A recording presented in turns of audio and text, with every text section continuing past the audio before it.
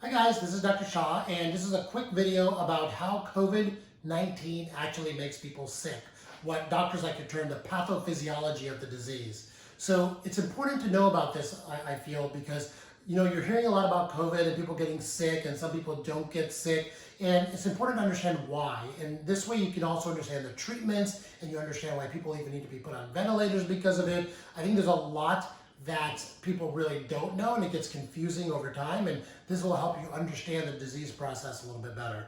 So let's talk about a little bit of anatomy here. You've got to know a little bit of anatomy to understand pathophysiology.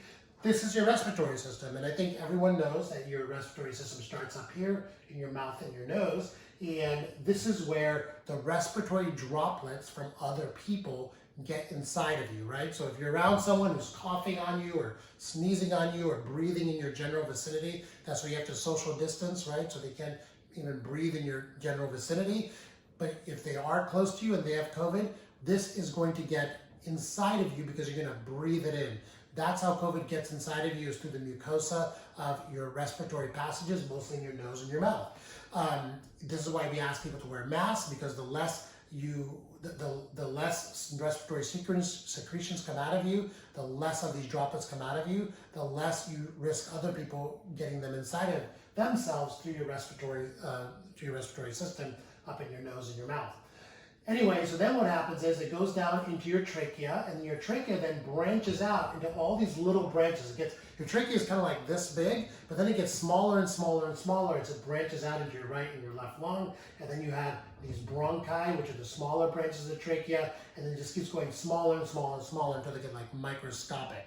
And this is important because, we all know we have two lungs, your right and your left lungs, and you have muscles that help you respirate as well. So this is your diaphragm, you have your intercostal muscles, and these muscles are what's pulling your lungs kind of open every time you take a deep breath. So when you take a deep breath, like, your muscles pull your lungs open, and that's what kind of sucks all the air inside of you. And that's an important point, because that's what we're going to talk about later, about part of the disease process here. So as those bronchi get smaller and smaller and smaller, they end up in these little balloon sacs called alveoli. And these alveoli are the real functional part of your lung. This is where all the magic of the lung happens, really. What these are balloons that fill up with air every time you take a deep breath in, and they have your arteries and veins right on top of it. And what they do is they push oxygen into your blood through these little veins and arteries, and they suck out the carbon dioxide so that you can breathe it out. And these little alveoli, these little balloons, every time you take a deep breath, they open, and then when you exhale, they close, and they get smaller, just like a balloon would, all right? And with every single one of those inhalations and exhalations, you have air exchange, you have oxygen exchange and CO2 exchange through your alveoli. So this is where all the work of the lung happens, and it kind of depends on the macro architecture of your lung being able to fill with air and push that carbon dioxide out. So we talked about earlier about how SARS gets inside of you through your nasal passages and and by breathing it in. Even if you touch your nose and your mouth and your face, it can still get inside of you, because your lips have mucosa, the inside of your nose has mucosa, and that's another way to get the virus inside of you. And they make its way down all the way to your alveoli. So this virus travels down your trachea, into your bronchi, through your lungs, and all the way down into your alveoli, those end little bubbles in your lung. And then this virus, you guys have all seen this virus before, it has a protein on it called the spike protein. This is actually one of the parts of the viruses that we test for using an immune globulin test that will help us recognize the virus. And this is specific to the SARS virus, the COVID virus. Anyway, so this spike protein attaches itself to a receptor on your alveolar cells called your ACE2 receptor. And once it attaches itself, now it can get through the membrane of the cell and get inside the cell and start using the machinery of our cells to replicate itself. So a virus, remember, only comes with a small amount of genetic material and no machinery inside of it to make more of it. That's why it needs you and your cells to make more virus. So once this is inside your cell, it uses the machinery of that cell to replicate itself, and then this one viral particle could turn into thousands and thousands of viruses inside your cell. So what's the problem with that? Why can't it just live there and replicate itself? Well, number one, it makes your cell not function as well. But number two, that cell is now considered dead to your immune system. So now your immune system recognizes that that cell that has viral particles in it is no longer a cell that we need to keep inside of us, and then attacks that cell and tries to kill that cell and the virus inside of it. And this is one of the biggest problems with how we get sick with COVID, is our immune system actually activating itself and doing this giant inflammatory immune response to the virus. So what happens is the virus gets into your lungs, it gets into your cells, your immune system recognizes it, and it starts calling in all the defenses. So it's the cells that first notice the virus start secreting cytokines. Cytokines are little protein molecules. That's what this kind of represents over here. These little protein molecules are cytokines. And these are the things you hear about that call interleukins, interferon, tumor necrosis factor. You might have heard some of these things before. But anyway, these cytokines are like messenger proteins. And what they do is they elicit certain responses in all of our organ systems. But more than anything, they cause other cells from the immune system to kind of come into your lung, and they cause fluid to come into your lung. And you can have too many of these cytokines that then start causing problems with your kidney, your liver, your gut, your heart. You'll cause your blood pressure to go down. Sometimes you can get what's called cytokine storm when you have too much of an immune reaction and there's too many of these cytokines, and then these cytokines throughout your body elicit all sorts of bad reactions from the rest of your body. But the main problem with the cytokines is that they cause a lot of fluid to come into your lungs. And when this fluid accumulates in your alveoli, think about like a balloon that's filled with fluid. There's no room for air in it, right? Well, that's exactly what's happening in your lungs. Now, all of a sudden, your alveoli are filled with fluid because your inflammatory system caused it to all come there and accumulate there. And when your alveoli fill with fluid, that's what's called pneumonia. And pneumonia is when you can no longer fill your alveoli with air. So when you take a deep breath, like normally you could take a deep breath, like, and you can feel the air just fill your lungs, right? Well, when there's fluid in them, you can only breathe like, you could barely fill your air with air, fill your lungs with air anymore. Now there's so much fluid in there, they don't fill. And that's where the problem comes in with people with COVID ending up in the hospital. They say they can't breathe, they feel like they're drowning. Well, they kind of are drowning.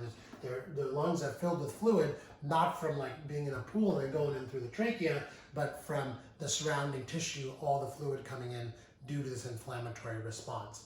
Now, what happens is, as this pneumonia gets worse and worse and worse, and more fluid fills inside the lung, it kind of almost becomes into like a solid mass. That's called consolidation of the pneumonia. And then that progresses into what's called adult respiratory or acute respiratory distress syndrome, ARDS.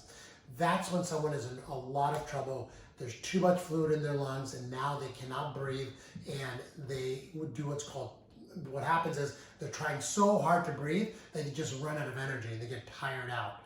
Now, when someone gets tired out from breathing and they can't breathe on their own, what do doctors do? Immediately, they think we need to put that person on a ventilator. And a ventilator provides not only mechanical assistance to the muscles of respiration, your diaphragm and your intercostal muscles that pull your lungs apart and fill them with air. It gives them that mechanical assistance, but it also gives pressure. It's called positive pressure ventilation. It pushes that air in. So you're pushing air in, you're helping the muscles breathe, and you're helping get as much air into that fluid-filled lung as you possibly can. But the more fluid that continues to fill your lung, there's just no room for air. And so things can get worse pretty rapidly. But first you do tire out, and that's where this ventilator comes into play. I want to talk a little bit about a ventilator because I think there's a lot of misconceptions about ventilators out there too. A lot of people have called me and said, hey, well, why can't I just buy a ventilator and have it at home just in case I need it?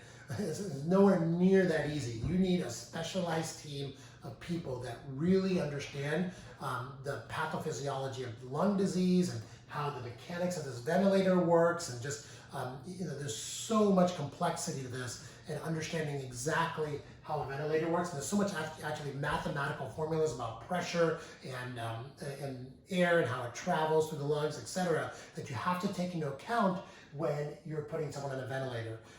Your lungs actually are a big part of controlling the acid base levels inside your blood as well. So we're constantly checking what's called arterial blood classes. We're taking arterial blood samples to see if you're too acidotic or not. And that's all controlled by the lungs. So that's another thing that we're checking when you're on the ventilator as well. Your blood pressure tends to go down as well when you're on a ventilator as well. So sometimes you need what's called pressors, IV medications that keep your blood pressure up by constricting your blood vessels.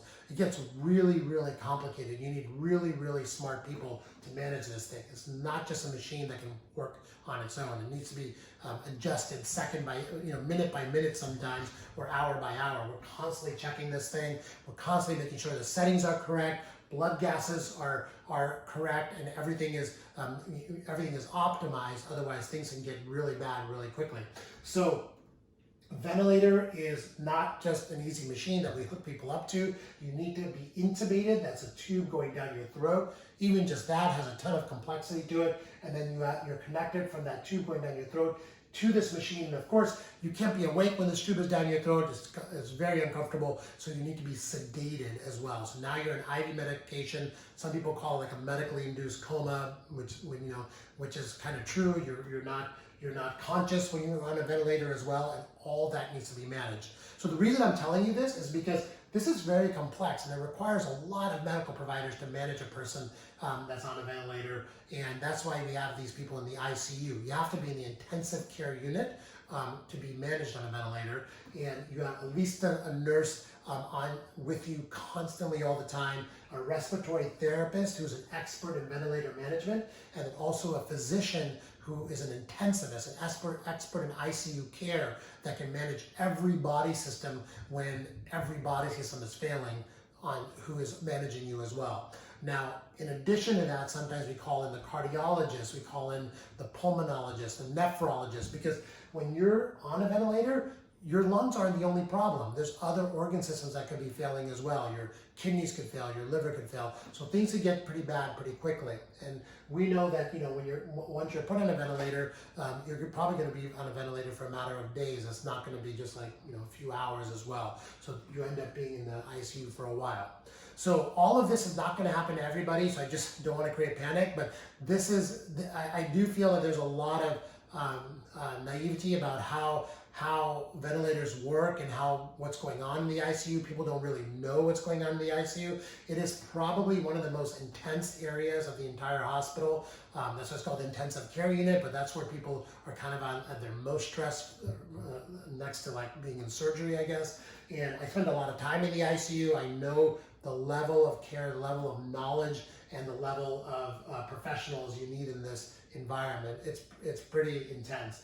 But thank God for our modern medical system that we can do this stuff, and most people can do really well with being on a ventilator. But with COVID, we don't know. We don't know how people will do on the ventilator. We're seeing young people on ventilators and older people on ventilators, and we're ICU doctors are just now trying to work all of this out.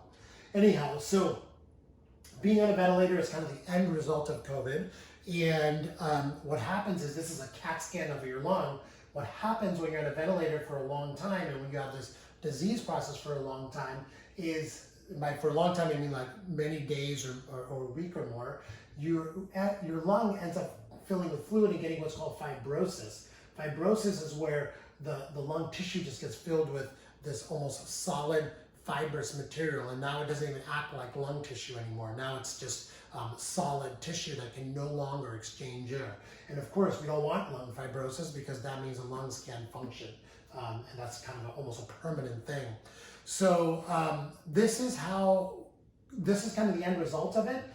This, of course, like I said, is not going to happen to everybody. It's going to happen to a very small percentage of people. Probably like 3 to 5% of people will end up in the ICU and on ventilators. But 3 to 5% of a really big number is still a really big number. And that's why people are really concerned right now for our medical system, and flattening the curve and making sure that we can keep up in our ICUs with the number of people that are coming into the ICU. So this is all important information for all of you guys to know, so that you understand the importance of why you have to isolate, why you have to make sure you try not to get this thing in the first place, because you could be one of the unlucky ones that kind of goes through this. And even if you're in that small percentage of people, that 3 to 5% of people that have to go through something like this, hopefully that you can prevent it long enough that we're on the tail end of this disease, that we have enough medical staff and ventilators and everything we need to take care of you. The other thing is, you got to follow social distancing. If you do get the virus, don't panic. You're probably going to be fine, as most people are, but monitor your symptoms. If you have high fevers that can't be controlled, if you're having breathing problems and respiratory issues, those are reasons to call your doctor right away or get seen in an emergency room to be evaluated. Breathing problems is where this virus does the most damage, when people can't breathe, and that's when people can deteriorate rapidly as well. So I hope this was helpful to you. If you have any questions, I'm more than happy to answer them. Please comment below on this video or send me a direct message. I'm happy to help. Thanks.